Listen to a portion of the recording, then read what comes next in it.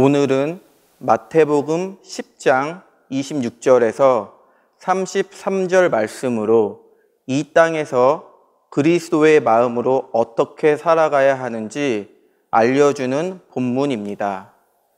이해를 돕기 위해 복습을 하도록 하겠습니다. 먼저 9장 하반절에서 추수할 일꾼을 부르십니다. 왜 부를까요? 이 땅에 태어나 이 땅의 시스템으로 잘 사는 사람이나 못 사는 사람, 즉 모든 사람들이 불쌍하기 때문입니다. 이 시스템의 최고의 왕이면 뭐합니까? 돈, 명예 이런 것들이 많을 수는 있겠지만 모두 다 겪는 죽음조차 두려워하며 평생 죽을 때까지 나뭇잎 치마를 두르고 머리로만 계산하며 사는 건데 참으로 불쌍합니다. 마태복음 9장에서는 모든 사람을 회당에 나가는 사람, 그리고 회당조차도 못 들어가는 약하고 가난한 자들로 표현을 하였습니다. 이런 이 땅에 있는 모든 사람들을 자유케 하고 거기서 생명으로 살게 하기 위해 일꾼들, 즉 제자들을 부르신 것입니다. 그리고 이 제자들은 하나님의 형상이 회복된 가족이라고 할 수 있습니다. 마태복음 10장 초반에는 제자들을 세 그룹으로 묶는데 가족으로 느껴지게 쓰여집니다. 혈육이 아닌 영으로 묶여진 가족으로 말이죠. 미국 동부에 있는 어떤 교회에서도 세네 가정이 모여 혈육을 넘어 영적 가족을 꿈꾸며 함께 살아가는 이들이 있다고 합니다. 여러분들도 다 아실 겁니다. 마태복음 10장 5절에서의 강조점은 너희들입니다. 여기서 그 너희는 다스림이 회복되어서 보내심을 받은 자들이고 그 하나님의 보내심을 받은 자들은 하나님의 평강이 주어진다고 합니다. 그 평강을 받으면 그 평강은 너희 것이 되고 너희는 그 평강을 줄 수 있는 평강의 주체가 된다고 하십니다. 그 평강이 있으면 그 평강은 하늘의 것인데 그 평강이 있으면 이 땅의 시스템엔 전혀 영향을 받지 않고 이 땅에서 터가 필요 없고 육적인 게 필요 없는 거죠. 그런 것들이 모두 다 필요 없는 나그네로서의 삶을 살고 그 삶을 통해 천국을 선포할 수 있는 너희가 된다라고 말씀하십니다. 그 다음 10장 16절부터는 보내심을 받은 자들이 생명을 피우는 유일한 길은 죽음이라고 하십니다. 참 아이러니하죠. 살아야 되는데 그 유일한 길이 죽음이라고 하시니. 하지만 우리는 그것들을 잘 알고 있습니다. 그 죽을 때 표현되는 게 17절에 넘겨질 때입니다. 헬라어로는 파라디도미. 제가 개인적으로도 참 좋아하는 단어 중 하나입니다. 그 단어가 인간에게 쓰여질 때 그리고 예수에게 쓰여질 때가 다른데 히브리어로 보면 토브라는 단어도 하나님이 쓰실 때랑 인간이 쓸 때랑 다르게 나오거든요. 파라디도미도 약간 그렇게 저는 보여집니다. 이 단어가 인간에게 붙으면 팔아 넘기다의 의미로 쓰여집니다. 하지만 예수에게 붙으면 넘겨지다의 의미로 쓰여지죠. 그 보내심을 받은 평강의 주체, 그 너희들에게도 이 단어가 쓰여질 때 예수와 마찬가지로 넘겨지다의 의미로 쓰여집니다. 너희가 그 평강의 주체가 되면 이 땅의 종교들에게 넘겨질 것입니다. 왜냐하면 그 종교가 평강의 주체가 되어야 되겠죠. 근데 어디서 듣지도 보지도 못한 사람들이 나와서 평강의 주체가 되어지고 있으니 자기네들이 살기 위해 그 너희들, 제자들을 죽일 수 있는 곳으로 팔아 넘길 것입니다. 그리고 거기서 너희는 파라디도미가 되어진다고 합니다. 하지만 그 죽음이야말로 그 증거가 됩니다. 그 죽음은 너희와 나, 우리의 길이고 생명의 길이라고 말씀하십니다. 여기까지가 오늘 말씀을 위한 복습이었습니다. 그럼 오늘 본문으로 들어가겠습니다. 마태복음의 공식대로 마지막에 펀치라인이 나옵니다. 32절, 누구든지 사람 앞에서 나를 시인하면 나도 하늘에 계신 내 아버지 앞에서 저를 시인할 것이요. 33절, 누구든지 사람 앞에서 나를 부인하면 나도 하늘에 계신 내 아버지 앞에서 저를 부인하리라. 시인하면 시인하고 부인하면 부인하는 그런 1차원적 말씀은 당연히 아니겠죠. 말씀을 받으면 이 땅에서 평강의 주체가 되어 그리스도의 가슴을 품어 그 가슴을 가지고 삶을 살고 그 삶 속에서 아버지를 시인하며 삶을 살게 된다는 말씀입니다. 여기까지 오면 두려울 게 있을까요? 만약 내일 우리가 죽는다면 오늘 일어나고 있는 상황, 환경, 내가 가지고 있는 돈, 지금 옆에 있는 사람들과의 관계 등등 이 땅의 것들로 인해 두려워할 게 있을까요? 내일 죽는데. 하지만 내가 이 땅에서 나의 왕국을 만들고 터를 만들고 이 땅의 시스템으로 아주 잘 살아가고 있다면 아마 많이 두렵겠죠. 그것들을 잃기 싫으니까요. 그러나 아까 정리했듯이 평강의 주체가 되는 보내심을 받은 자들에게는 두려울 것이 없게 되겠죠. 왜냐하면 우린 종말론적 죽음의 길로 가기 때문입니다. 그리고 그것을 우리가 선택했기 때문이죠. 그래서 본문에서는 두려워하지 말라라고 3번을 강조합니다. 26절, 그런즉 저희를 두려워하지 말라. 감추인 것이 드러나지 않을 것이 없고 숨은 것이 알려지지 않을 것이 없느니라. 첫 번째 두려워하지 말라가 나옵니다. 여기서 두려워하지 말라라고 말하는 이유는 실로아에 천천히 흐르는 물은 현상에서는 보이지 않죠. 말씀을 모른다면 보고 싶어도 못 보죠. 그래서 감추어져 있고 보지도 못한다고 합니다. 하지만 종말을 사는 그 죽음을 향해 가는 우리들은 현상을 넘어 그 본질을 보게 되죠. 그러면 그 본질이 확실히 보입니다.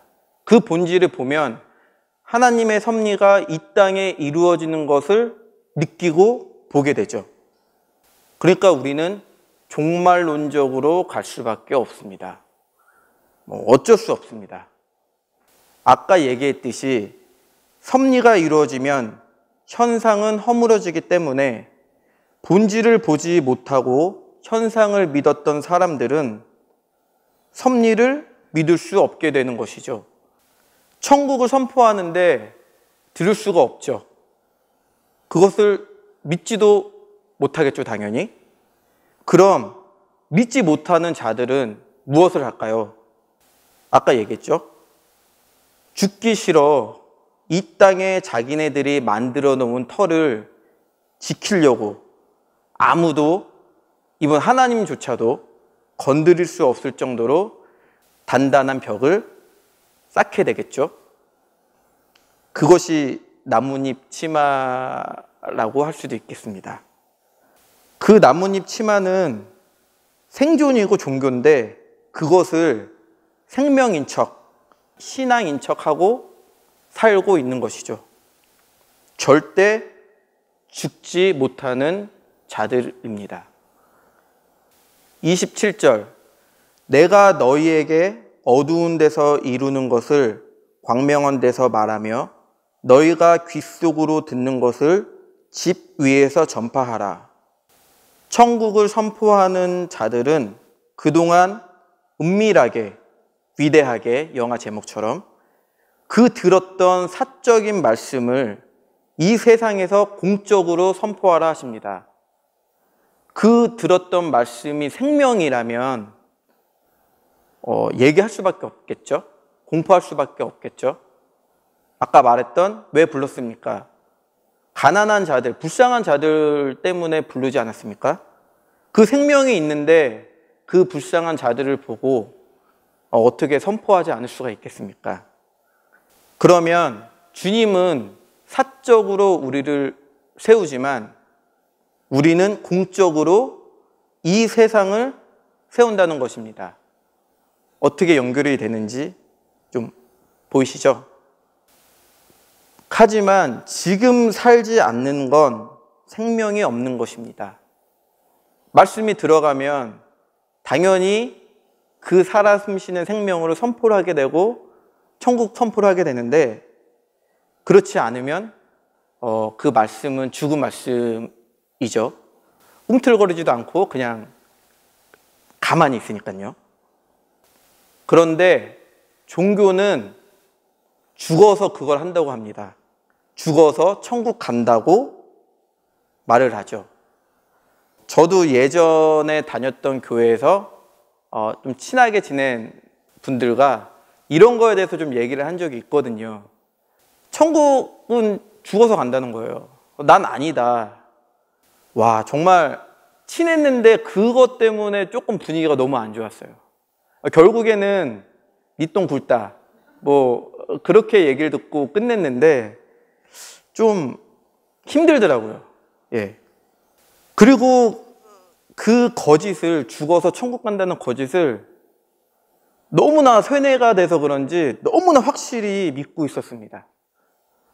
처음엔 그게 되게 싫었는데 지금 그 분들이 불쌍하게 느껴지기도 합니다. 그래서 요한복음 14장 12절에는 나를 믿는 자는 나의 하는 일도 저도 할 것이요 또한 이보다 큰 것도 하리니 이렇게 나옵니다. 28절, 몸은 죽여도 영혼은 능히 죽이지 못하는 자들을 두려워하지 말고 오직 몸과 영혼을 능히 지옥에 멸하시는 자를 두려워하라. 여기서 영혼은 수케라는 단어인데 하나님 형상의 생명을 말하는 것입니다. 아마 다음 주 본문에 더 자세하게 나올 겁니다. 현상은 몸은 건드릴 수 있고 죽일 수도 있지만 생명은 못 건드립니다. 뭐 현상은 내 안의 것이 아닌데 어떻게 그 내 안에 있는 생명을 건드릴 수 있겠습니까? 욥기에 나오죠. 하나님이 마귀에게 얘기합니다. 생명 빼고 다 건드려도 된다고요. 왜냐하면 생명은 하나님이 주관하시고 그 나머지 현상, 육적인 가족이 될 수도 있고 돈이 될 수도 있고 뭐 집이 될 수도 있고 여러 가지의 것은 마귀가 주관하기 때문입니다. 그러니까 없는 거와 마찬가지죠. 즉 몸의 죽음을 두려워하는 것이 아니고 영혼이 지옥에 가는 걸 두려워해야 한다고 하는 것이죠.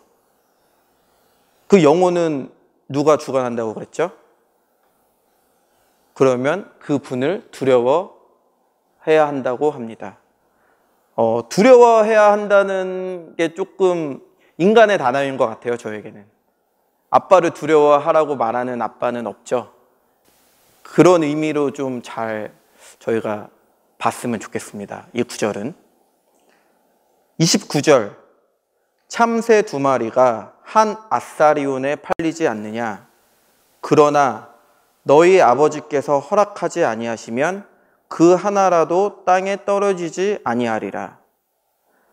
한 아사리온은 그렇게 없는 거와 같은 돈이라는 거죠. 한 아사리온이 그 시대의 모든 돈의 몇 퍼센트가 될까요? 0.00001%라도 될까요? 그 돈으로 살 수 있는 참새도 하나님이 주관한다고 합니다. 생명이죠. 30절, 너희에게는 머리털까지 세신 바 되었나니. 몸의 털은 중요합니다.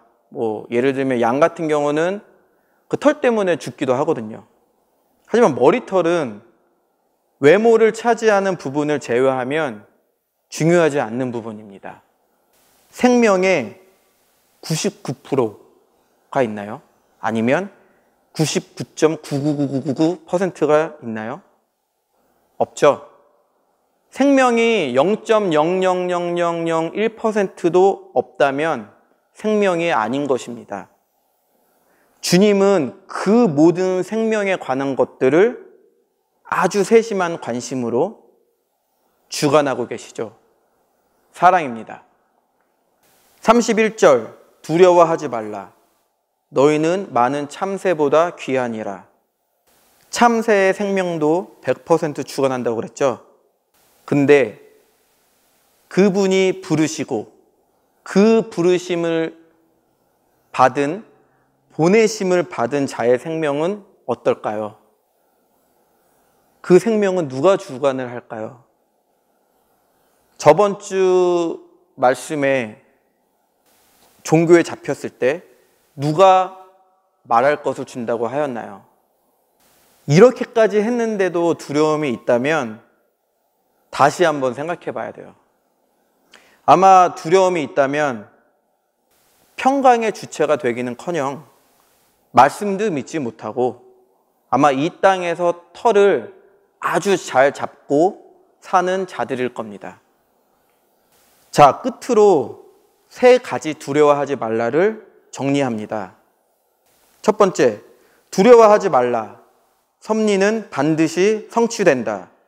세상 권세는 거짓이니 담대히 선포하라. 두 번째, 두려워하지 말라. 너희가 두려워할 것은 영혼의 영원한 저주, 곧 지옥이지 몸의 죽음이 아니다. 세 번째, 두려워하지 말라.